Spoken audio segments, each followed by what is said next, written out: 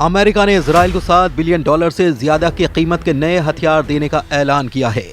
President Trump ने Israel को 3000 Hellfire मिसाइलें जल्द से जल्द भेजने का आदेश दिया है। यह हथियार ट्रंप के गाजा पर कब्जा करने के प्लान में इस्तेमाल हो सकते हैं। उधर अमेरिका के गाजा प्लान पर कई देशों ने युद्ध की धमकी दी है। तुर्की के राष्ट्रपति सीरिया के राष्ट्रपति अहमद अल शरा के साथ खाड़ी में नया वॉर प्लान बना चुके हैं।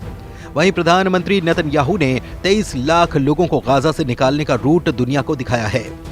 ट्रंप के फैसले शॉकिंग होते हैं, दुश्मनों से 100 कदम आगे के होते हैं। जब सब कुछ सही लगने लगता है तब सुपर पावर असली रंग में आता है। खाड़ी के शांत पड़े खंडहर और बियाबान को बारूद से पाटने का नया दौर शुरू हो चुका है। इस बार इजराइल के कितने भी दुश्मन सामने हों, फर्क नहीं पड़ेगा। राष्ट्रपति ने साफ कर दिया है कि गाजा के पुनर्निर्माण के लिए लोगों को बाहर निकालने की जरूरत है, क्योंकि गाजा विध्वंस की जमीन है। ये किसी भी इंसान के रहने लायक नहीं है। सुपर पावर अमेरिका इजराइल को अब तक का सबसे बड़े विनाशकारी हथियारों की सप्लाई करने जा रहा है। नेतन्याहू को ट्रंप की तरफ से $7.4 बिलियन कीमती विनाशकारी गोला बारूद की खेप मिलनी फाइनल हो चुकी है। इजराइल को अमेरिका $6.75 बिलियन की गोला बारूद से अजेय बनाने जा रहा है, जिसमें 166 छोटे बम, हजारों गाइडेड किट, 3000 हेलफायर मिसाइलें भी शामिल हैं। बताया गया है कि इजराइल को मिसाइलों की डिलीवरी जल्द से जल्द मिलेगी। गाजा युद्ध, लेबनान युद्ध, यमन फ्रंट और सीरिया में जब थोड़ी सी शांति आई है, तब अमेरिका इजराइल को इतने हथियारों से लैस क्यों करने जा रहा है? क्या ट्रंप के दिमाग में इजराइल के लिए कुछ विस्फोटक रणनीति तैयार है? आखिर इजराइल अब भी हमास के सफाई की जिद पर क्यों अड़ा है?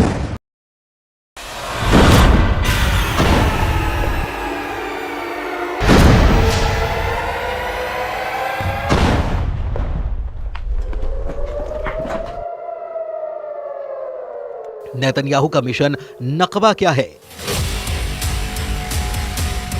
हमास का ये तमाशा फिर से युद्ध भड़काने लगा है। इजराइल के बंधकों की रिहाई को ग्रैंड शो की तरह पेश कर रहे हमास लड़ाकों को इजराइल से जड़ समेत उखाड़ फेंकने का मिशन ऑन कर चुका है। इजराइल की सेना हमास और सभी फिलिस्तीनियों को गाजा से मार भगाने का रोड मैप बना चुकी है। हमास के खात्मे तक इजराइल युद्ध खत्म नहीं करने वाला। जिन्हें शक है वो पीएम नेतन्याहू की नई धमकी को सुन सकते हैं। प्रेसिडेंट ट्रंप और नेतन्याहू ने क्लीन गाजा प्लान पर मुहर लगा दी है। इंतजार इस बात का हो रहा है कि कौन कौन सा देश ट्रंप के ऑपरेशन गाजा पर विरोध में युद्ध शुरू कर सकता है। फिलहाल जिन देशों ने ट्रंप और नेतन्याहू को वार्निंग दी है, उनके नाम भी जान लीजिए। इजराइल को युद्ध में बराबर की टक्कर देने की ताकत रखने वाले तुर्की के राष्ट्रपति एर्दोआन ट्रंप के गाजा प्लान के सबसे बड़े विरोधी बन रहे हैं। एर्दोआन की तरह अमेरिका का दोस्त माना जाने वाला सऊदी अरब भी गाजा को खाली न करने के पक्ष में हुंकार भर चुका है। ट्रंप के गाजा प्लान पर जॉर्डन ने नाराजगी जताते हुए इस प्रस्ताव को सिरे से खारिज कर दिया है। मिस्र के राष्ट्रपति अब्दुल फतेह अल सीसी ने कहा कि ट्रंप की योजना अंतर्राष्ट्रीय कानून का एक गंभीर उल्लंघन है। वेस्ट बैंक की सत्ता पर काबिज फिलिस्तीनी अथॉरिटी के नेता महमूद अब्बास ने भी गाजा के लोगों को विस्थापित करने की किसी भी परियोजना की निंदा की है। अमेरिका से सभी मामलों में अलग स्टैंड लेने वाला ईरान भी ट्रंप के गाजा प्लान के खिलाफ मोर्चा खोल चुका है। सऊदी अरब के विदेश मंत्रालय ने साफ किया है कि फिलिस्तीन के मुद्दे पर किंगडम अडिग है। ये स्टैंड किसी बातचीत से नहीं बदलेगा। सऊदी किंगडम फिलिस्तीन की वैधता के उल्लंघन का जोरदार विरोध करता है। इजराइल की फिलिस्तीन पर कब्जे की प्लानिंग और जमीन हड़पने की कोशिश नाकाम कर दी जाएगी। जिधर सऊदी अरब है, उधर अरब लीग के 22 देश रहते हैं। जिधर ईरान है, उधर शिया बाहुल्य ज्यादातर मुस्लिम देश रहते हैं। खाड़ी मुल्कों ने नए ताकतवर लीडर के तौर पर उभरे कमांडर जुलानी उर्फ अहमद अल शरा तो साफ साफ अपनी मौजूदगी दर्ज करा रहे हैं। तुर्की के राष्ट्रपति से अहमद अल शरा की बातें और मुलाकातों का सिलसिला आगे बढ़ता ही चला जा रहा है। मतलब ये कि गाजा युद्ध की जिस चिंगारी को ट्रंप ने भड़काया है, वो अगर बारूदी बवंडर में तब्दील हुई तो इजराइल के खिलाफ कम से कम 52 देशों की सेना युद्ध में सामने हो जाएगी। ऐसे में सवाल है कि क्या भारी विरोध के बाद ट्रंप बैकफुट पर जा सकते हैं? क्या नेतन्याहू गाजा पर रुख पलट सकते हैं? फिलहाल तो इसके कोई आसार नहीं नजर आते। इजराइल ने ट्रंप की घोषणा के बाद गाजा के सफाई का ड्राफ्ट भी बना लिया है। इजराइल डिफेंस फोर्स ने गाजा खाली कराने का पूरा रूट नेतन्याहू को दिखा दिया है। इजराइल के एक अधिकारी के मुताबिक डोनाल्ड ट्रंप के प्रस्ताव के बाद एक एक्शन प्लान भी तैयार करने का आदेश दिया गया है। और इसके तहत गाजा में रहने वाले लोगों को बाहर निकालने और किसी दूसरी जगह पर भेजने के लिए एक प्लान बनाया जा रहा है। इस दौरान गाजा का पुनर्निर्माण किया जाएगा। हालांकि इजरायली अधिकारी ने फिलहाल ये साफ नहीं किया कि अगर गाजा से लोगों को बाहर निकाला जाता है तो फिर उन्हें कहां भेजा जाएगा, लेकिन जो बातें पता चली हैं उससे कुछ रूट की जानकारी के संकेत मिल रहे हैं।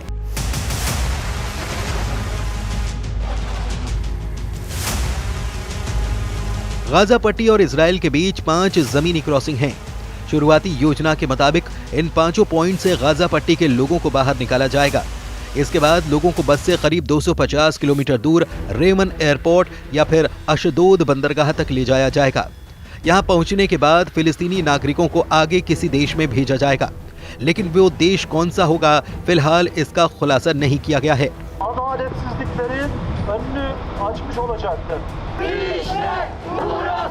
प्रेसिडेंट ट्रंप ने जिन देशों के नाम बताए थे उन्होंने इस पूरे प्लान को गाजा के लिए खौफनाक बता दिया है, यानी कि मिस्र और जॉर्डन गाजा के एक भी आदमी को अपनी जगह नहीं देने वाले। अरब मीडिया में जॉर्डन के विदेश मंत्री की धमकी की जानकारी दी गई है, जिसमें उन्होंने कहा कि अगर जॉर्डन में फिलिस्तीनियों को जबरन विस्थापित करने की कोशिश की गई तो जॉर्डन पूरी ताकत से सामना करेगा। ये जॉर्डन के लिए युद्ध की घोषणा है और हम इसका जवाब देंगे। मतलब जॉर्डन इजराइल से जंग के लिए तैयार है। उधर तुर्की में ट्रंप के गाजा प्लान पर युद्ध का माहौल बनाया जा रहा है। वहीं इस्तांबुल से आई इन तस्वीरों ने नेतन्याहू की टेंशन बढ़ा दी है, जहां बर्फबारी के बीच अमेरिका के दूतावास के बाहर ट्रंप का जमकर विरोध किया गया। एर्दोआन के कट्टर समर्थकों के हुजूम ने पुलिस बैरिकेड्स के सामने खड़े होकर फिलिस्तीनियों के समर्थन में नारेबाजी की। प्रदर्शनकारियों ने ट्रंप और नेतन्याहू के पोस्टर के साथ गाजा पट्टी के हक में आवाज बुलंद की। इससे पहले एर्दोआन और अहमद अल शरा की मीटिंग में भी ट्रंप के गाजा प्लान को लेकर चर्चा हो चुकी है। अल शरा से मीटिंग के बाद एर्दोआन ने अपनी खुशी का इजहार हर मसले पर एक दूसरे के साथ होने के ऐलान के साथ किया। यानी अगर ट्रंप और नेतन्याहू ने फुल प्रूफ तैयारी कर रखी है तो तुर्की और गाजा के हक में आवाज उठा रहे देश भी युद्ध से पीछे नहीं हटने वाले। ऐसे में गाजा का क्या होगा? 23 लाख लोगों का क्या होगा? क्या गाजा फिर से 1948 का नकबा झेलने जा रहा है? फिलहाल गाजा का हर आदमी अपने घर से बाहर है, अपने ही इलाके में शरणार्थी है। गाजा की 23 लाख की आबादी में से 90% लोग विस्थापित हैं। कौन किस हाल में रह रहा है ये तस्वीरें बखूबी बयां कर रही हैं। खान यूनिस के इलाके में हजारों लोग अस्थायी टेंट में रहने के लिए मजबूर हैं। तेज हवाएं और बारिश इन तंबुओं को उखाड़ती हैं, नुकसान पहुंचाती हैं, लेकिन लोग फिर जैसे तैसे मरम्मत करके उन्हीं में रहने के लिए मजबूर हैं। कई बार लोग रात भर नहीं सो पाते। युद्ध विराम के बाद भी बमबारी यहाँ बंद नहीं हुई। भूखमरी और मौसम की मार ने गाजा को मृत्यु लोक में तब्दील कर दिया है।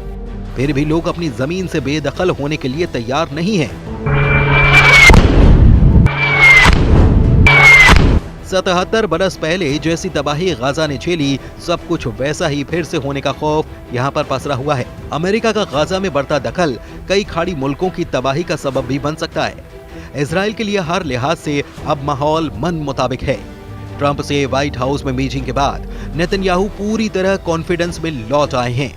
अमेरिका से लौटने के बाद नेतन्याहू ट्रंप के प्लान पर जल्द से जल्द अमल करना चाहते हैं।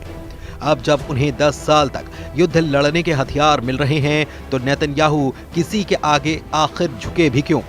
लेकिन तुर्की इस पूरे समीकरण को बिगाड़ने का मादा रखता है।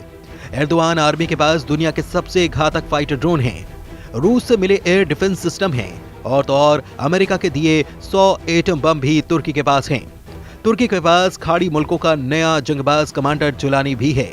तुर्की ने इजराइल के खिलाफ युद्ध शुरू किया तो फिर अमेरिका को भी खाड़ी में सेना उतारनी पड़ जाएगी और फिर ऐसा बारूदी घमासान होगा जिसका खात्मा परमाणु धमाके के बाद ही मुमकिन हो सकता है।